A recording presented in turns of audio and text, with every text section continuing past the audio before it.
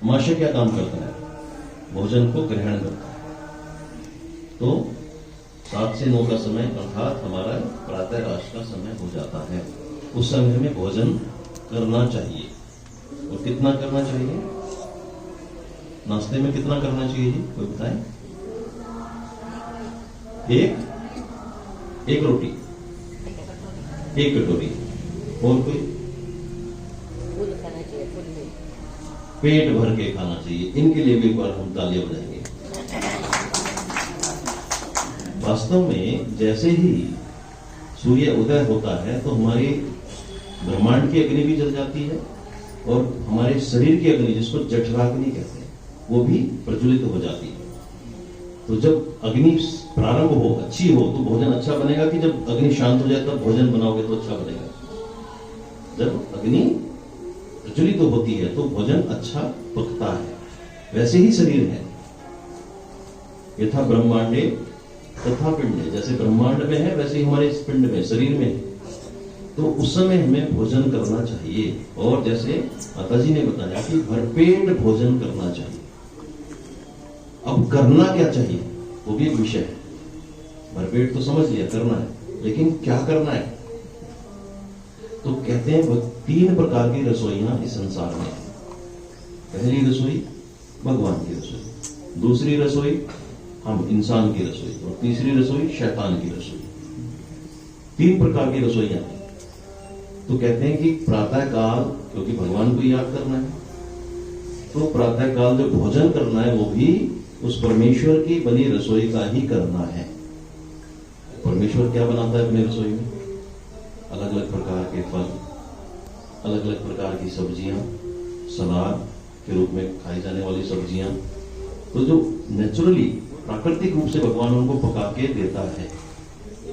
मीठे मीठे फल हैं, बहुत सुंदर फल आते हैं हर मौसम में। जिस मौसम में जो फल आए वो भरपेट खा लो। जिस मौसम में जो सब्जियां आए उनको भरपेट खा लो। जिनके दांत नहीं है वो कहेंगे अब सलाद कैसे खाएं, ये थोड़ा उबाल के खा लो, लेकिन खाओ सब्जियां। फल और सब्जियां जितनी मात्रा में आपको भूख हो, अच्छी प्रकार से आप खा लीजिए। तो ये सर्वोत्तम रसोई का भोजन आपने ग्रहण कर लिया। उसके बाद कहीं मजबूरी हो जाए कि भाई वो नहीं मिल पाए फल, तो फिर इंसान की रसोई की बना खा लीजिए। इंसान क्या कर सकते हैं? बढ़िया बढ़िया पोहा बना सकते हैं, अंकुरित करके मूंग कर सकते हैं, थोड़ा उबाल के बना सकते हैं, और इस प्रकार की अच्छी अच्छी चीजें बना सकते हैं। तो इंसान की रसोई का बना भोजन भी आप कर लीजिए। तीसरा है शैतान की रसोई, जहां पर ना बनाने वाले को मतलब है कि खाएगा कौन, ना खाने वाले को मतलब है कि किसने बनाया, किस भाव से बनाया, क्या क्या वस्तुएं डाल के बनाया। वहां बाजार आ जाता है, बाजार वहां पे सिर्फ लाभ देखा जाता है कि मैं कैसे ज्यादा से ज्यादा लाभ इस खाने से कमा लूं। तो स्वाद बनाने के लिए अजीनोमोटो डालेगा, अलग अलग प्रकार के मसाले डालेगा, तेल डालेगा। तेल भी कौन सा? जो सबसे घटिया होगा, मिलावट वाला, सस्ता वाला, क्योंकि उसको आपके स्वास्थ्य से कोई लेना देना नहीं है। पूरी तरह से परित्याग कर देना ही होगा। तो भोजन कर लिया। भोजन करने के बाद नियम है कि कभी भी भोजन करते समय पानी नहीं पीना। बहुत सारे लोग हैं, एक सिप लेंगे, अभी रेस्टोरेंट में जाते हैं तो आजकल बच्चे खास तौर से वो पिज्जा ऑर्डर करेंगे, या साथ में जो गोल गोल होता है, क्या बोलते हैं उसको, बर्गर के साथ कॉम्बो ऑफर आता है। मैकडी जाएंगे, वो कोल्ड ड्रिंक साथ में मिलती है, तो इधर से बर्गर खाया, उधर से कोल्ड ड्रिंक पिया, बर्गर खाया, कोल्ड ड्रिंक पिया। अब पेट कंफ्यूज हो जाता है कि पहले इस अम्ल वाले को पचाऊं कि क्षारीय वाले को पचाऊं, क्या करूं? पेट कंफ्यूज हो जाता है, और कंफ्यूज होकर के फिर अलग अलग प्रकार के पाचक रस शरीर में आते हैं, और वो करती दुनिया भर की बीमारियां। तो कभी भी कोल्ड ड्रिंक, जो पेप्सी है, कोला है, पता नहीं क्या क्या नाम से आती हैं, हाईली एसिडिक होती हैं। उनका अगर आप चेक कराओगे लेबोरेटरी में तो जो उनका पीएच वैल्यू है वो 2.5 से लेकर 3 के बीच में रहता है, हाईली एसिडिक। आपका पीएच जो न्यूट्रल है वो 7 होता है, 7 से नीचे जितना भी है वो एसिडिक, 7 से ऊपर है वो क्षारीय एल्कलाइन।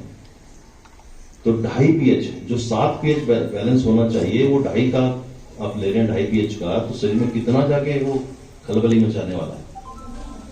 और इसी के कारण से अल्सरेटिव कोलाइटिस लगातार बच्चों में बढ़ रही है, वो कोल्ड ड्रिंक पीने के कारण। रामदेव जी ने तो कहा, वो उसके राजीव भाई ने, राजीव दीक्षित जी का सुना होगा ना आपने, वो क्या बोलते थे कोल्ड ड्रिंक को? Toilet cleaner. तो जो टॉयलेट को क्लीन करने वाली चीजें है उसको आप हम पेट में डालेंगे तो क्या होगा? गल जाएगी, आंतें गलनी शुरू हो जाती हैं। अमिताभ बच्चन की भी गल गई थी। क्या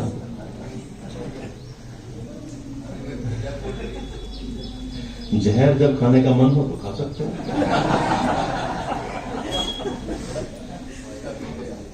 तो आपके रास में है कि भाई हमें जहर खाना है, मन है जहर खाने का तो खा लीजिए, कभी नहीं खाना चाहिए। उसके बाद चलिए आगे बढ़ते हैं। अगला समय है हमारे अग्नाशय का। हमने भोजन किया तो देखिए परमेश्वर ने सारे अंगों को कितना सुव्यवस्थित हमारे लिए बना के दिया है। सब कुछ अपने आप होता है, ऑटोमेटिक मोड में है, हम ही उसको खराब करते हैं। तो जैसे ही भोजन हमने किया, अगला समय अग्नाशय का है। अग्नाशय अग्नि यानी कि जठराग्नि हमारी प्रज्वलित हो जाती है और जो भोजन हमने किया था उसको पचाना शुरू कर देती है। वो भोजन पचना शुरू हो जाता है। बस उस समय हमें गलती नहीं करनी कि तुरंत हमें भोजन के बाद पानी नहीं पीना, नहीं तो क्या होगा? जैसे माता बहनों ने एक चूल्हा जलाया, उसमें लकड़ी लगाई, आग जलाई और उस पर पतीला रख दिया भोजन बनाने के लिए। तभी एक बच्चा आया, उसने एक बाल्टी पानी लेके चूल्हे में डाल दिया। अब माता जी और परिवार प्रतीक्षा कर रहे हैं, भोजन बनेगा, हम लोग खाएंगे। तो कभी बनेगा क्या? भोजन तो कभी बनेगा ही नहीं। तो ऐसे ही यदि हमने भोजन किया और तुरंत पानी पी लिया तो वो जठराग्नि जो प्रज्वलित हुई थी वो सारी की सारी बुझ गई। और बुझ गई तो जो भोजन अंदर पड़ा था, पेट रूपी पतीले में जो भोजन पड़ा था, वो क्या होगा? पड़ा रह जाएगा। और पड़ने के बाद क्या होगा? वो सड़ेगा, पचेगा नहीं, सड़ेगा। और सड़ेगा तो क्या होगा?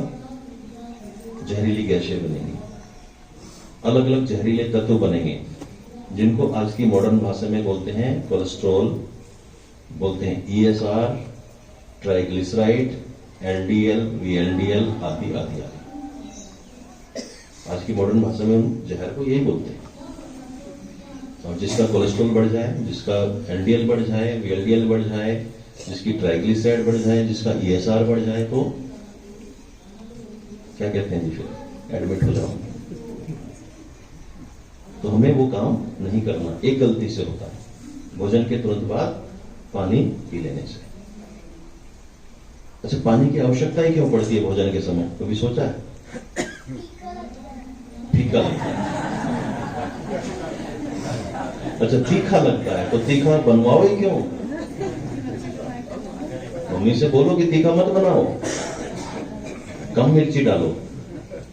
एक और गलती हम लोग करते हैं कि जो भोजन करते समय जल्दी जल्दी खाते हैं। जल्दी का मतलब प्रोटीन गया और सीधा अंदर, वो उसमें पाचक रस नहीं मिल पाता। और पाचक रस नहीं मिल पाता, जो आपकी लार में लार बनती है ना, वो उसको पचाने का भी काम करती है।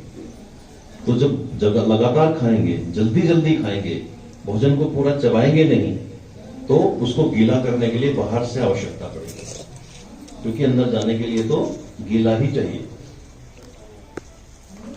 तो भोजन का एक टुकड़ा हमने लिया, तो उसको चबाना चाहिए। कितनी बार? 32 बार ही। क्यों? क्योंकि परमेश्वर ने हमारे मुंह में 32 दांत दिए, तो एक बार एक दांत का नंबर तो आना चाहिए ना।